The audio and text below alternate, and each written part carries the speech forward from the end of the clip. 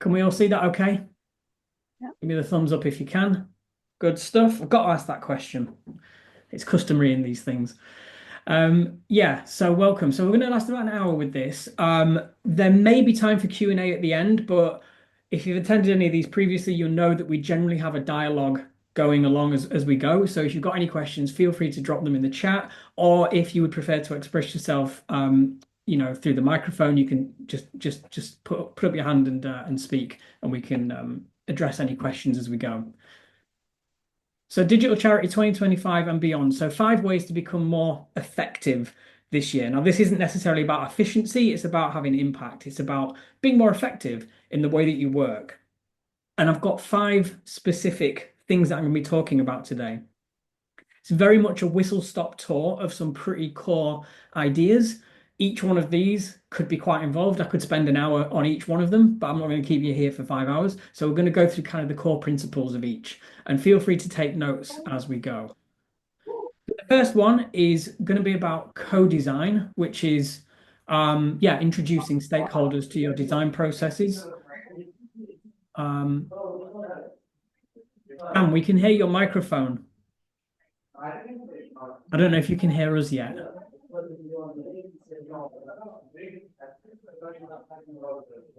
One moment.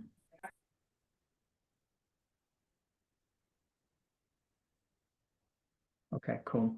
Yeah, so co-design. So this is going to be about how we can integrate service users, beneficiaries, people like that into the design process to be more effective in the products and services that we create as an organization.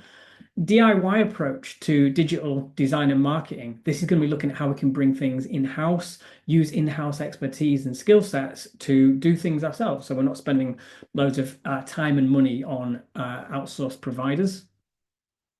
Second one wouldn't be a presentation about 2025 without talking about artificial intelligence. So there's some AI stuff that I'm going to go through as well. The subscription model, this is all about recurring income for your organization. And finally, CRM and data management. So again, these are all massive concepts, massive ideas, and I'm just going to touch on some of the kind of key things within them. Some of them may be less relevant to you than others, in which case that's absolutely fine. I don't want to just overwhelm you and pile on so much stuff. So if there's things in here that aren't relevant or interesting to you, feel free to let it go. But if there is anything that's helpful, note that down as well. So I am running these sessions every month, and the next one is on the 13th of February at 1:30. So feel free to note that down in your calendar as well, although you will be getting an invite over email if you're on the list. And I just want to open by just telling you a little bit about myself. So my name's Matt Saunders. I've been doing this for a number of years now, closing in on 25 years. I did my first website actually back in the year 2000, which was like things have changed so much since then in the digital space, marketing space. I started working with charitable organizations, social enterprises, kick companies, and things like that back in 2018, and I've worked with around 40 organizations since then. I'm also a trained trauma-informed business coach, so helping predominantly mentor other people in the creative space as well, just to help people run better businesses. Having done this myself for a number of years, I've learned quite a lot of lessons along the way, so I'm always happy to share them. I self-published a book called The Digital Charity back in 2020. And as you can see a picture there as well, I'm a dad of 2 little kids, a 4-year-old and a 1-year-old. So I have my hands full, figuratively and literally. So before we begin, just a little question for you, really. Um, Thinking about the year ahead, so it's the start of a new year. I know people talk about resolutions and things like that. I'd just like you to think maybe from a marketing perspective, what's one thing that you could do this year that's going to have a positive impact on your work? Could be your productivity, could be the impact of your organization, it could be generating income. I was going to go into breakout rooms for this, but we haven't got time. But if you're up for it, just spend a minute or so just having a little think about this. And if you want, drop your thoughts in the chat. I'd be really keen to hear what people's thoughts are on this. One thing that you could do this year. that would have a positive impact on your work. Anyone got any thoughts on that?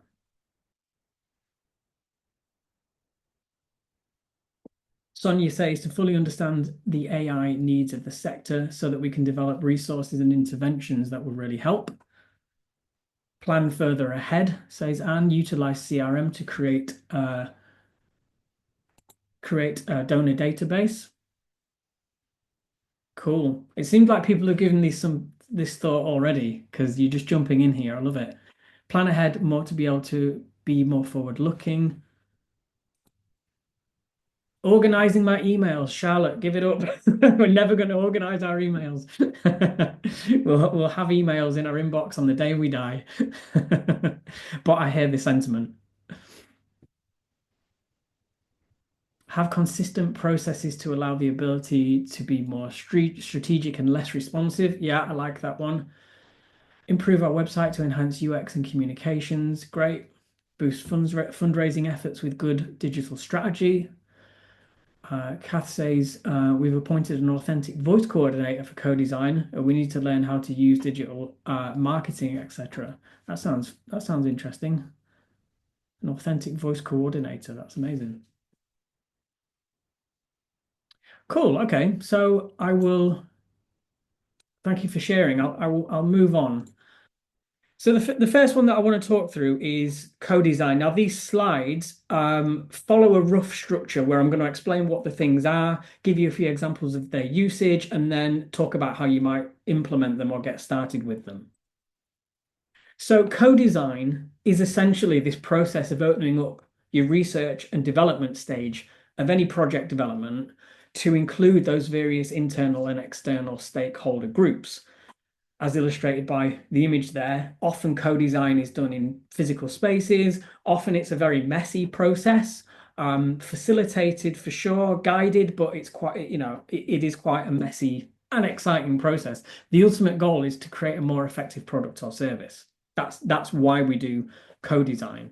I love that phrase, nothing about me without me. You hear that a lot in the sector, and it's all about bringing those people in who you want to help to actually get their input on the development of the stuff that you're building.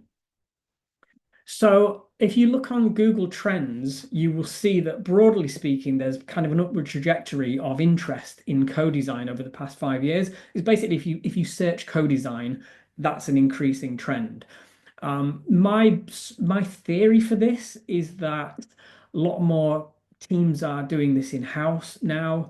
I also think that things like AI are trying to remove the human element from the design process, and actually, a lot of people are finding that that's not the best idea. You can use AI for certain projects, but we can't let it run the whole show.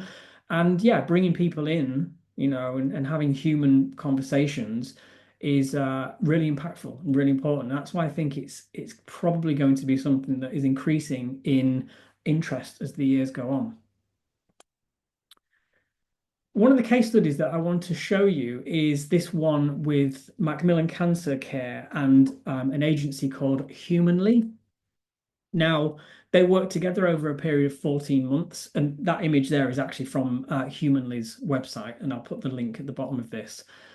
They worked together for 14 months to envision and prototype future services for people living with cancer.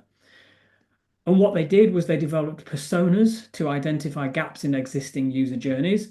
If you don't know what a persona is, it's basically if you take a group of people and look at the common characteristics of that group, try and distill it down into an individual person or a persona, then you can create a product or a service or a journey around that particular persona. The idea then is that you're not trying to appeal to everybody and in the process appealing to none. You've actually done your research and looked at the common challenges or needs of that group and distilled it into the persona. They facilitated 13 workshops to co-create the service with 180 people living with cancer and various other stakeholders. That's a lot. There's a lot of energy and investment gone into that. And the outcome was the proposed development of 3 new digital services. Now, I'd love to do a follow-up on this and see how those services panned out. But my guess is that it's going to be a lot more impactful than had they just tried to create those services with a small team of internal staff, right? Rather than running these various different workshops and inviting all the stakeholders into the process. So much insight will come out of that.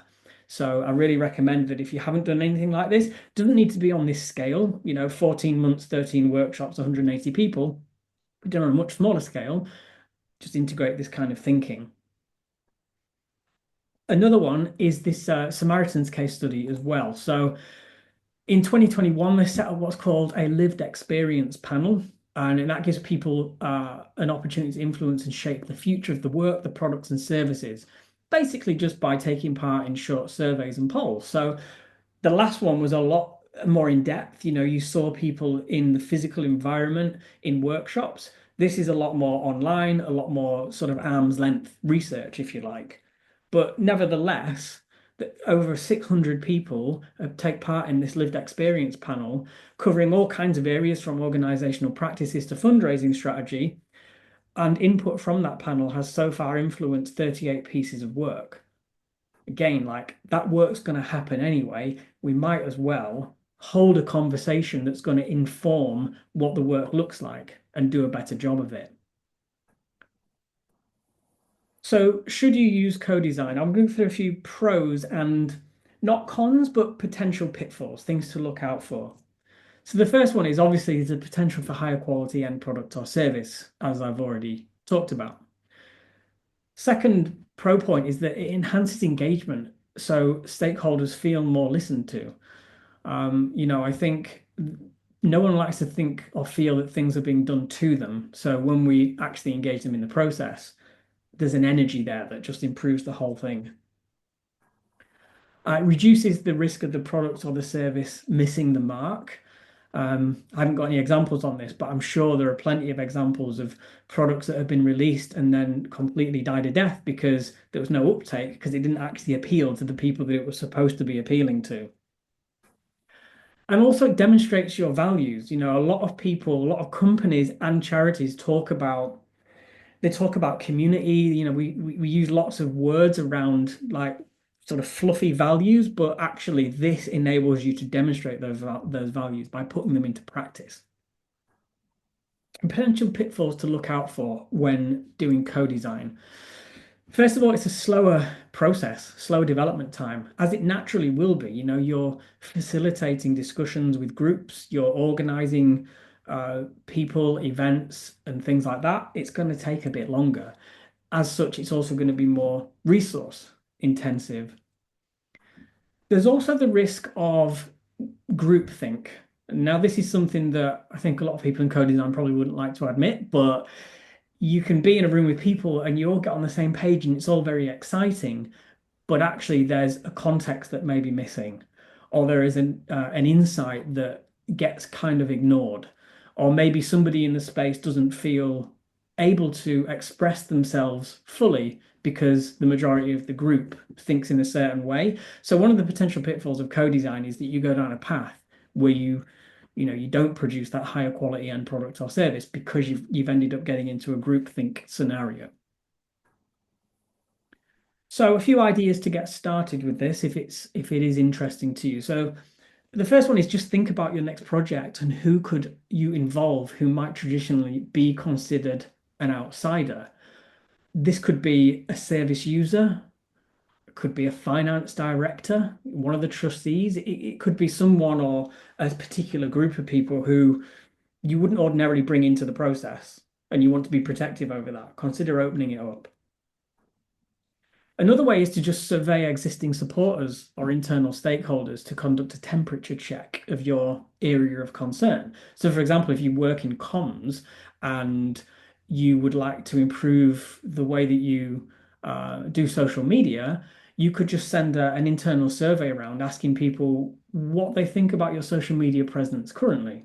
It could open up, you have to be vulnerable with this stuff. It could open up a can of worms, but yeah, ultimately, it could also lead to a much better end result for you.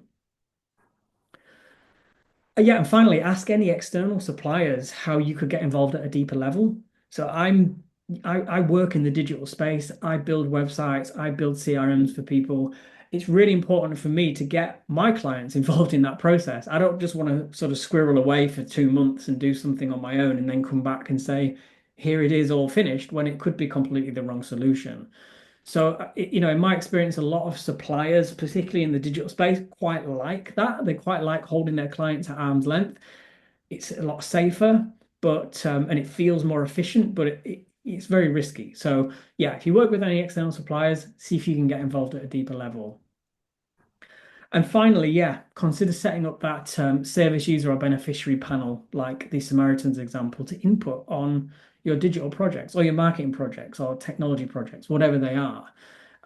Yeah, involve the people that are already there, right?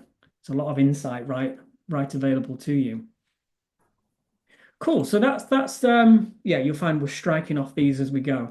Anyone got any questions on co-design before I move on? Or any thoughts on anything that I've just shared there?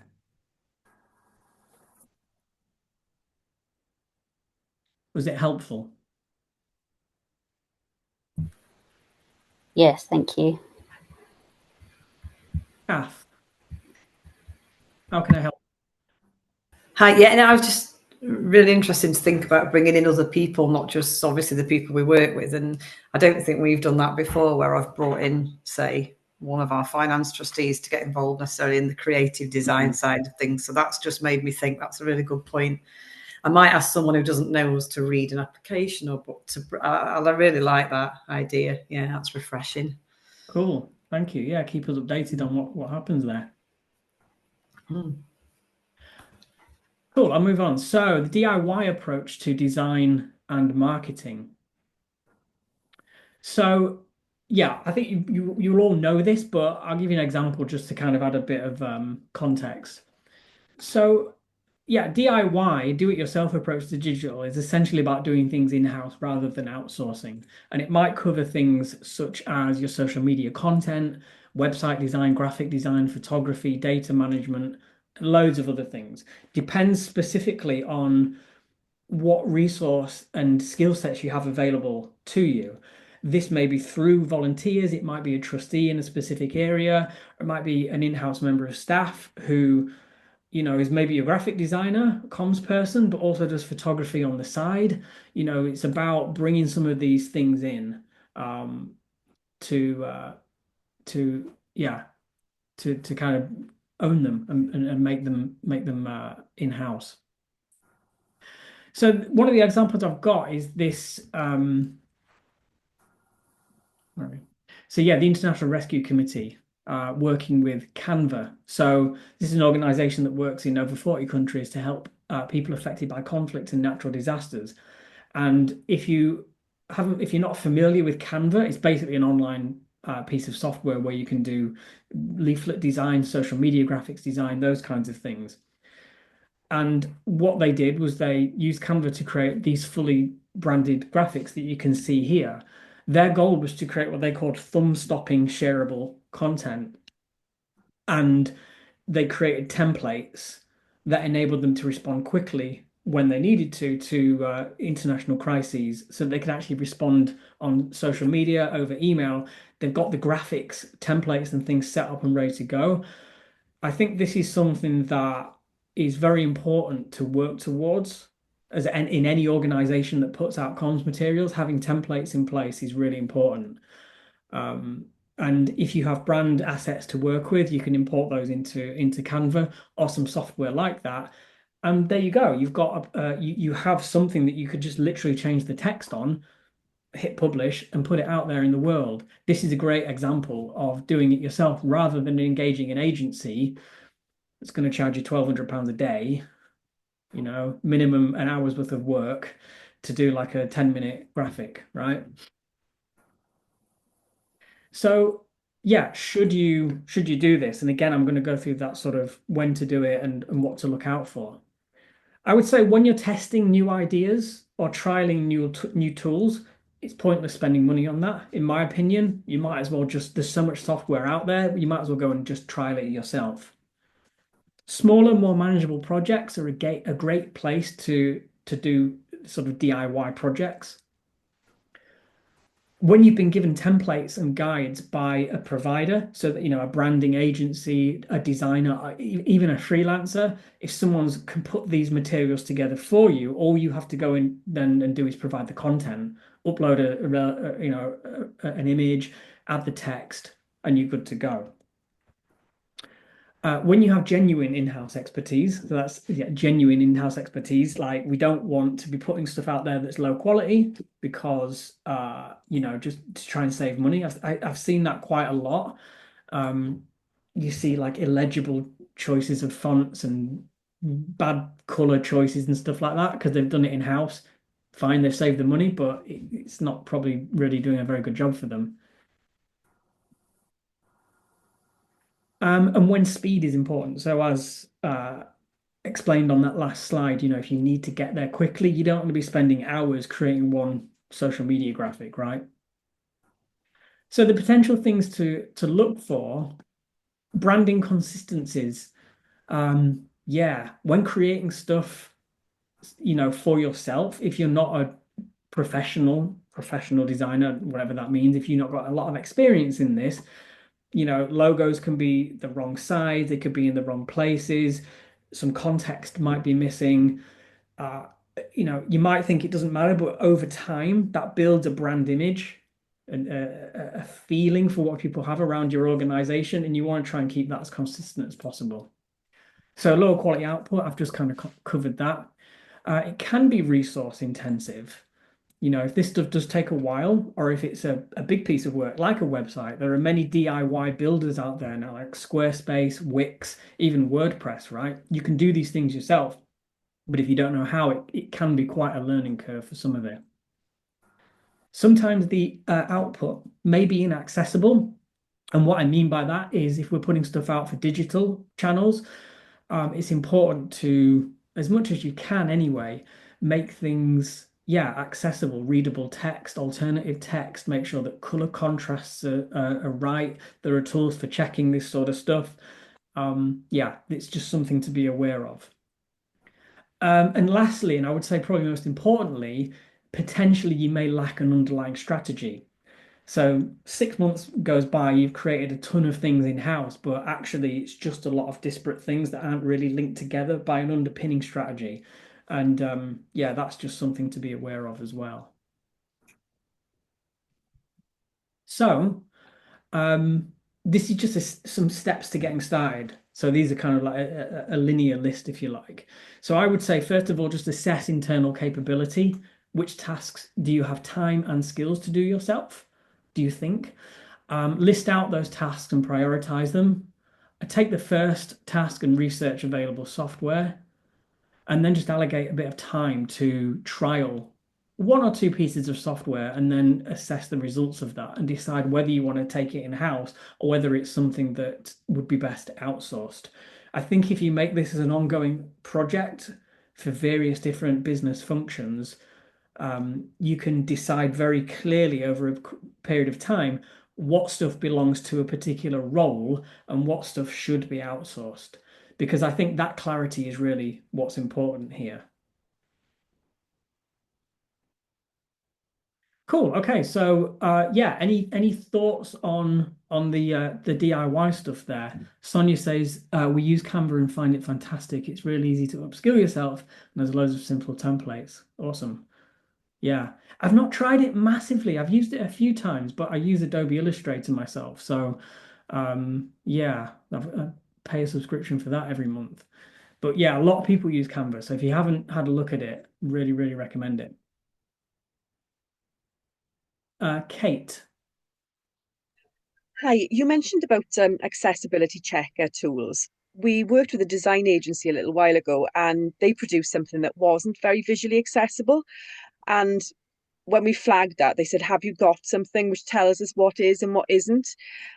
Do you have any sort of online checkers that you can just put it into? Because I knew there was one, but I can't think, I haven't got a link or anything. So I don't know if anybody's got one that they could provide. That would be great. Yeah, the first thing that comes to mind is there's one called Wave, where you basically drop a website address in there. What was the project? Was it a website, did you say? No, no, it wasn't. It was producing some literature actually, but Oh, it was okay, right. it was the colorway. They used a font that wasn't strong enough in contrast. So it was Right, really okay. essentially it was about that, trying to check the contrast levels. Because there is a tool you can put the different color codes in and it tells Yeah. you whether or not it's visible or not.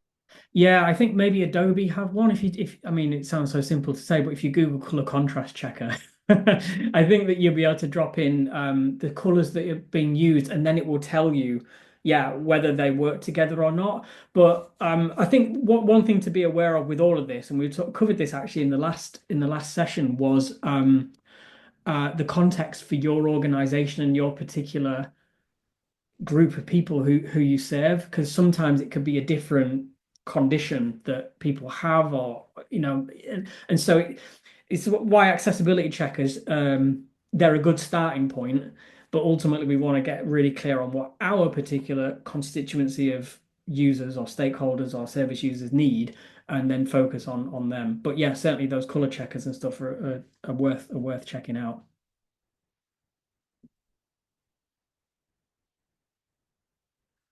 Cool. Okay, we'll move on to the topic of AI. Has anyone done much with AI? Is anyone rolling their eyes? Because I know that AI is a bit of a weird one.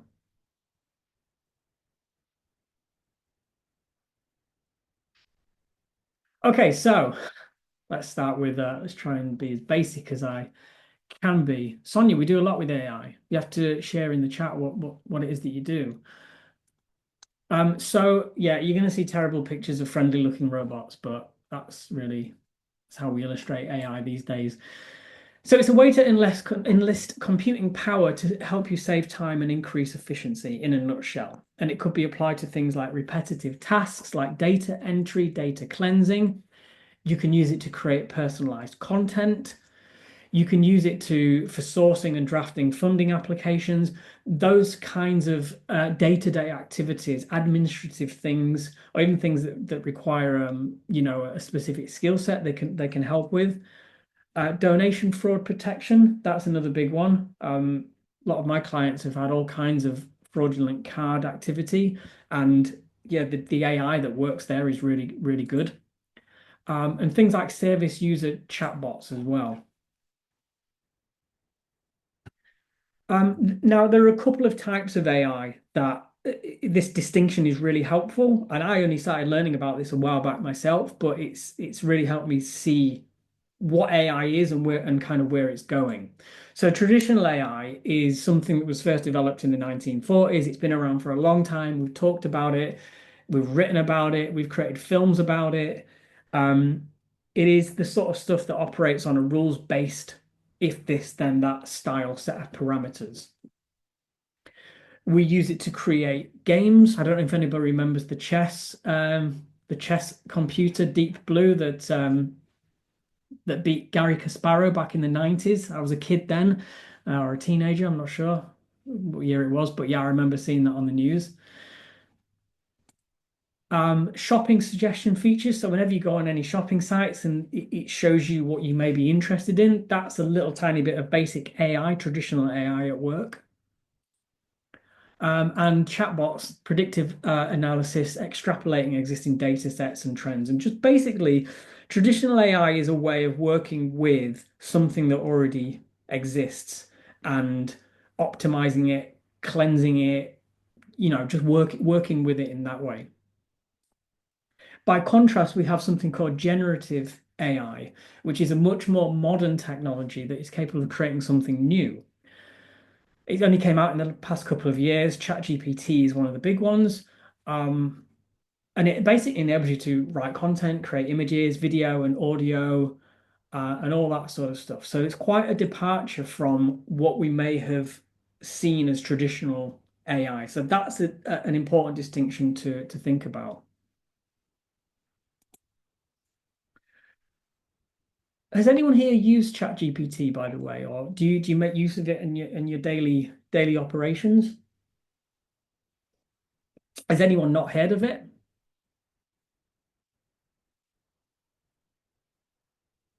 Okay.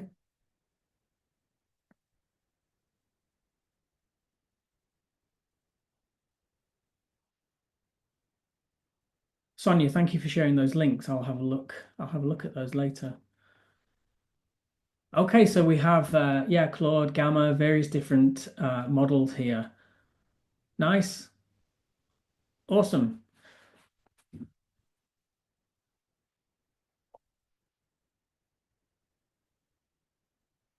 Great.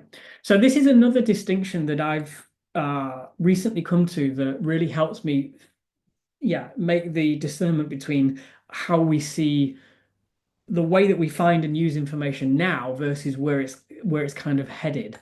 So if you think of Google as a search engine, I tend to think of ChatGPT as a conversation engine. It's something that there's an ongoing dialogue there. It's not just you search and then you're off. It's you search and then you refine, and then you refine, and then you refine. One nice distinction is if you think of Google as a library, you could think of ChatGPT as the librarian. It's the knowledgeable assistant that's going to go and look at all that information and bring it back to you in the format that you've asked for it, and highlight the specific details that you've asked for or that it thinks you're looking for. Google reports, whereas ChatGPT creates. Google is just a list.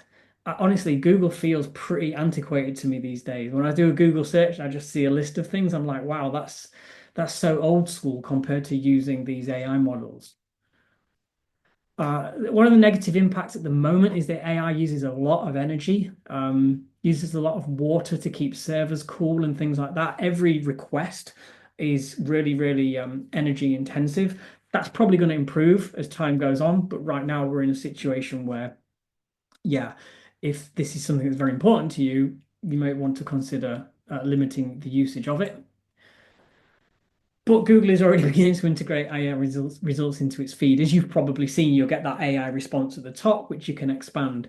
Interestingly, if you're not interested in that, any search query that you put in, if you put -AI, like -AI, into the search result, sorry, the search query at the end, it will not show you that AI generated summary.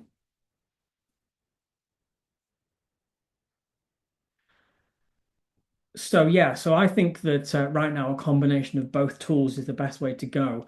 ChatGPT and all AI models have this thing called hallucinations, where they basically get it wrong, and sometimes depending on the query or the subject matter, it might be 50% of the time incorrect. AI experts say that it will never not hallucinate. It will always get things wrong to some degree or another. So I think there's probably going to always be need for another method of fact checking, another method of searching. So I want to show you a generative example with Google, sorry, with AI. So with any AI model, you give it a prompt, you ask it to do something. I uploaded just this photograph of me, and I said the man stands up and walks off camera. And this is using Haluo AI, and this is what it generated, which I'll be honest, freaked me the heck out when I first saw it, because I didn't stand up and walk off camera. The AI did it.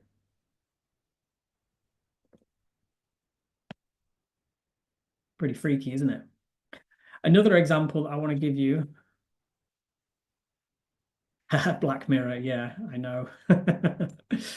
There's a text prompt example as well, which is, let's say you struggle with written communication or you just need some ideas. You give it a prompt, you say, I'm running a local coffee morning to raise funds for my charity, a brain tumor research charity.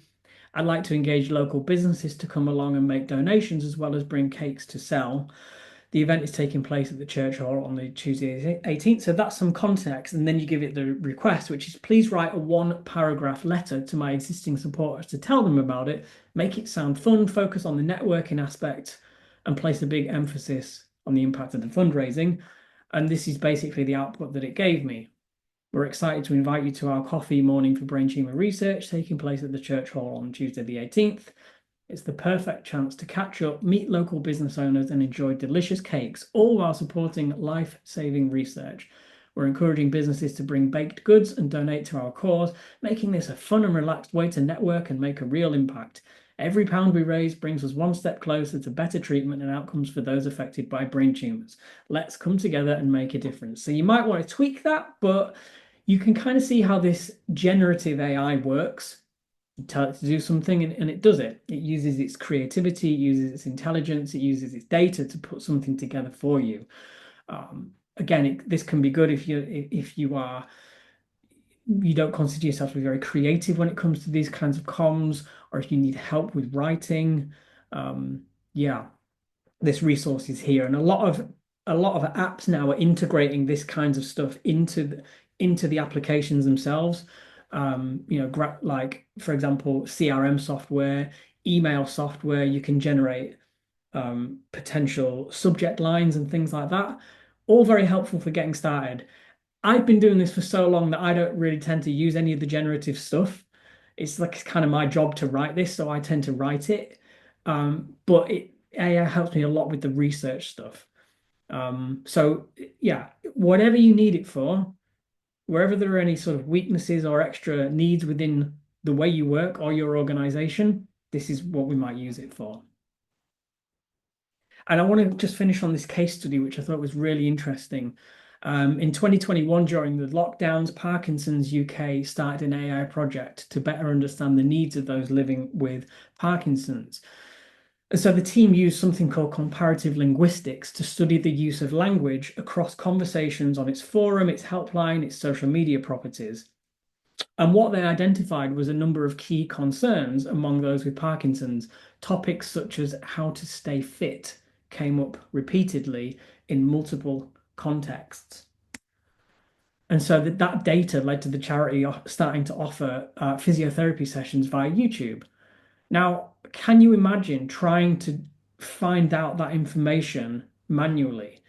If you had a team of 5 people for 6 months combing over the conversations from the helpline, from the forum, from social media messages, comments, all that sort of stuff. This is where AI is really powerful. You can just let it run off and look for patterns for you.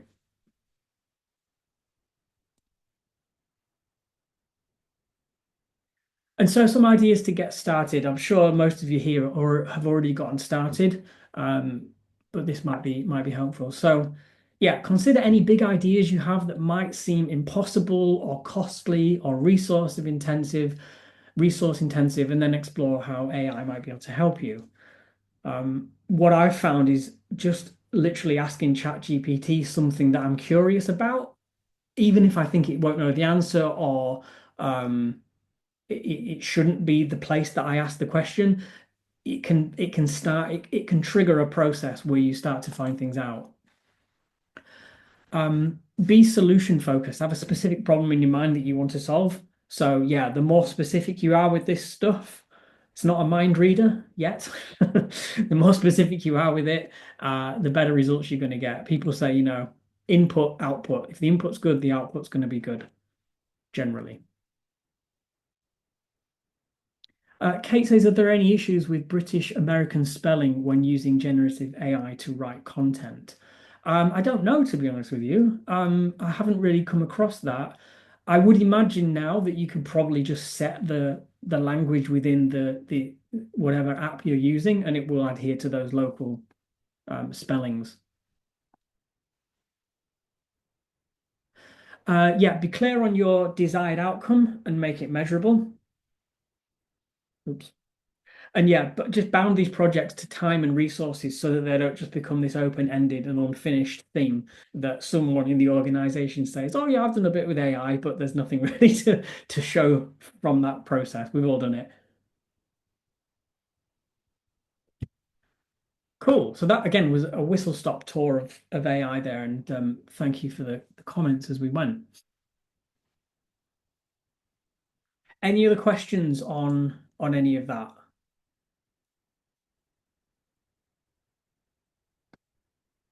Okay, so let's have a look at subscriptions. What time are we on? Have a look at subscriptions. So subscriptions are basically, this, it's a way of getting recurring payments from supporters in exchange for some ongoing relationship with your organization. subscriptions these days are technically very simple, and so they're accessible to charities of all sizes. The technology to take recurring payments is very simple to integrate. They're a great way to generate predictable, recurring, and scalable revenue. They're generally offered in the context of a membership or a sponsor program. And I was doing a bit of research on this myself when I was putting together these slides, and Plan International were the ones that actually pioneered recurring giving back in the 1940s. A little factoid for you there. Some subscription examples. We've got, yeah, the Dogs Trust sponsor a dog.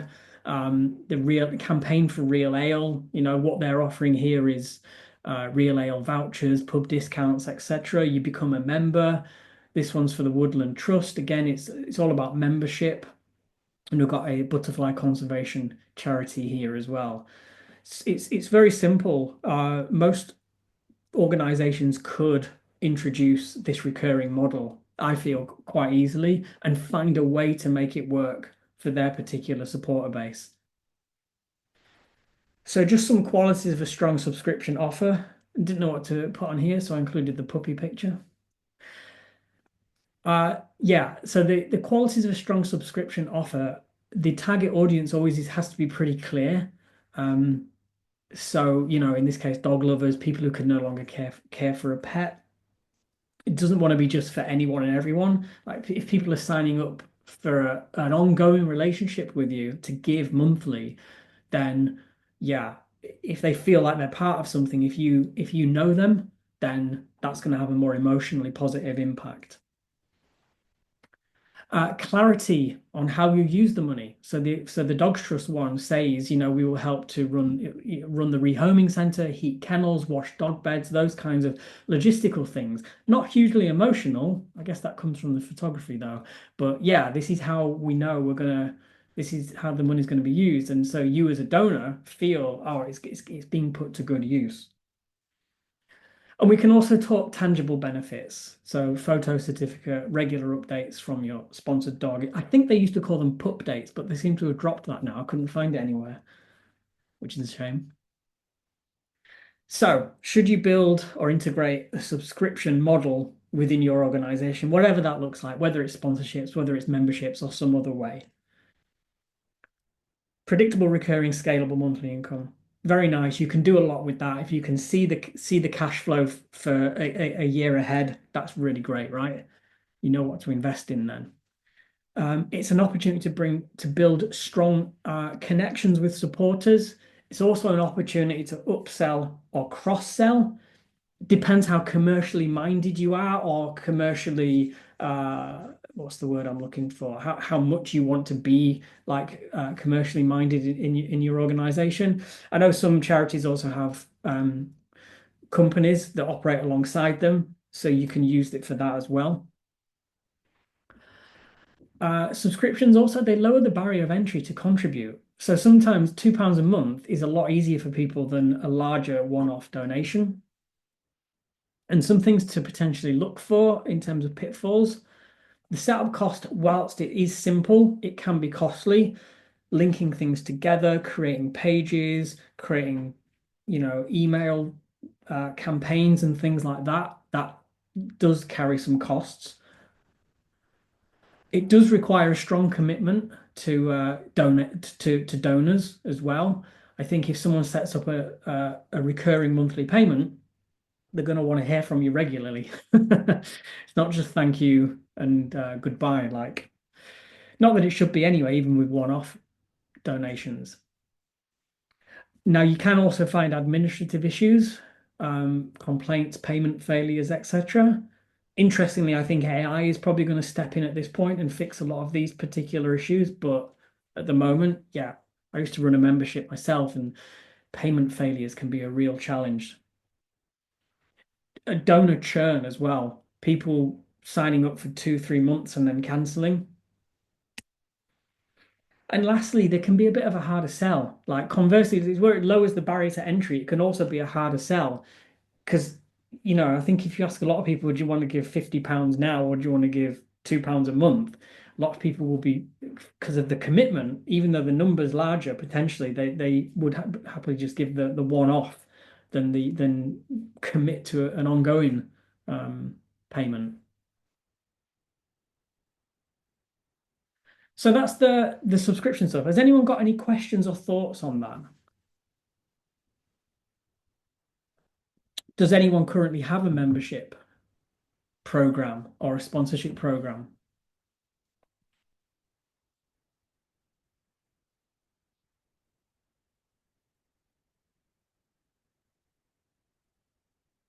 Would anyone like to have one?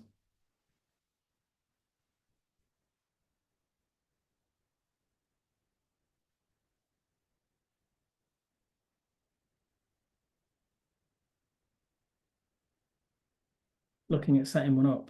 Cool.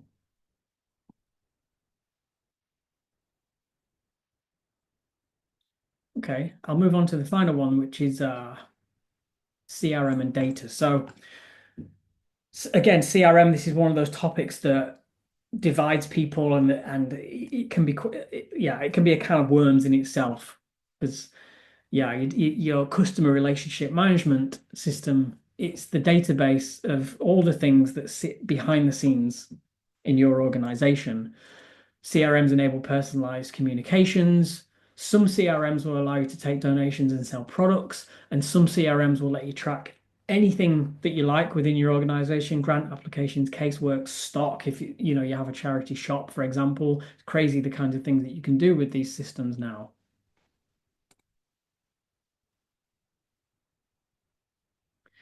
So I want to give a quick fictional scenario of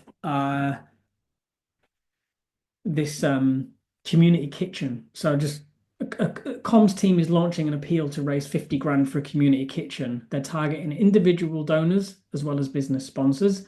And the charity is sourcing volunteers to street fundraise in the local town centre, call up local businesses, and perform their own fundraising activities. I can't imagine doing an operation like this without a CRM, but these are two ways of looking at it. Without a CRM, volunteers would submit their CV over email, whereas with a CRM, it would go straight into the database. The data would be a lot cleaner, it'd be a lot more structured. If it's over email, it can get lost. Everyone's CV is going to look differently. Huge time stamp on that. CRM enables this so much nicer. Telephone calls to local businesses are tracked in a spreadsheet without a CRM. With a CRM, they are tracked within the CRM, linked to a person, a status, a payment. All the data is nicely held in place. You can see doing this in a spreadsheet could get unwieldy pretty quickly. Not to mention maybe GDPR concerns if you have personal data on there. All incoming payments stored in the spreadsheet or finance software. Again, that's fine, but if you have it in a CRM, it's going to be linked to a donor record, which is going to save so much time. And clarity of how it went is only available after the fundraise. And what I love about having a CRM in place is that it gives you a real-time view of how it's going. So you can do that post-match analysis, but you can also take a snapshot of where things are at this moment. There are probably lots more with and without examples here, but you get the picture. So this is the last bit. I just wanted to do a quick check with you how CRM fit your organization is. So there's no judgment here, no judgment here, but we've got 4 levels, starting at level 0, which is we don't have a CRM in place. And a lot of people don't. This is why there's no judgment, because I know that it can be a real headache, especially if it's a really small organization or you're only just on the edge of needing one, like you can manage without. Sometimes that's fine as well. So level 0 is you don't have one. Level 1 is you have a CRM, but it's not well maintained, and the people in-house don't really use it. You see that a lot. Sometimes people will spend 10 grand getting a CRM built, and then the team don't really adopt it because they haven't actually been enrolled in the process, and people don't like change. Level 2, we have a CRM, but there are gaps in the processes, and sometimes we need to port data into it manually. And finally, level 3, CRM is fully integrated and governs all of our data and communication needs. if you're up for it, just drop in the chat which level you're currently at. Anne's at level 2. 2 and 3. Between 1 and 2. 1.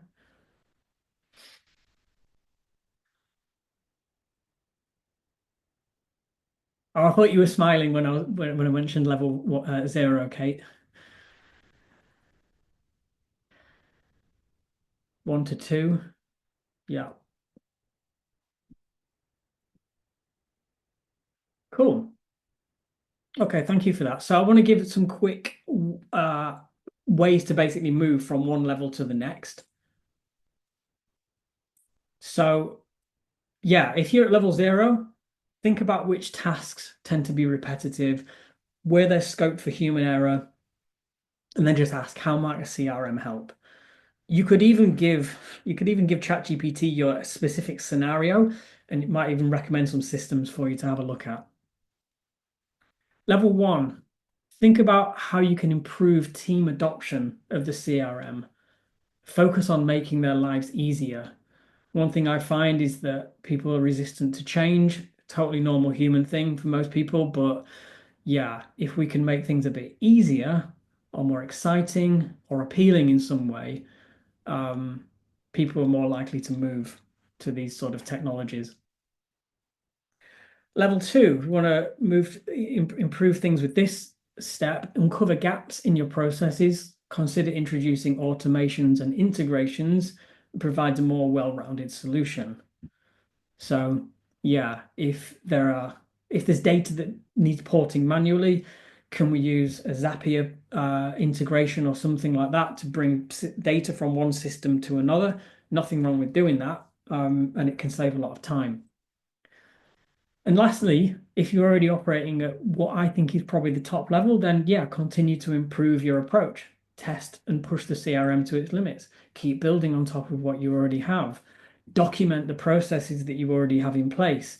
Enroll new members of staff on with those processes. So it just becomes part of the culture.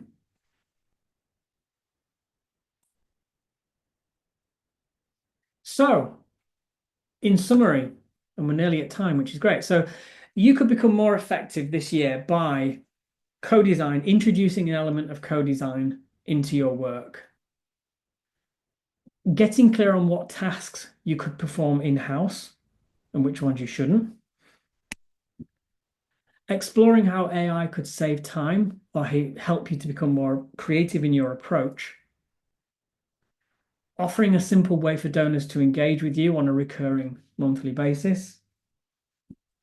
Or upping your CRM game by 1 level.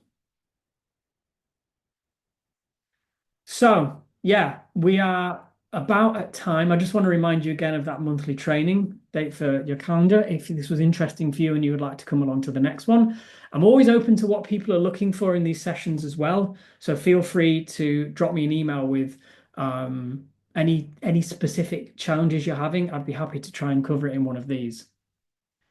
So yeah, we are at time. So if anyone has to dash, that's absolutely fine. But if anyone has got any questions or would like to come off mute, feel free to do so.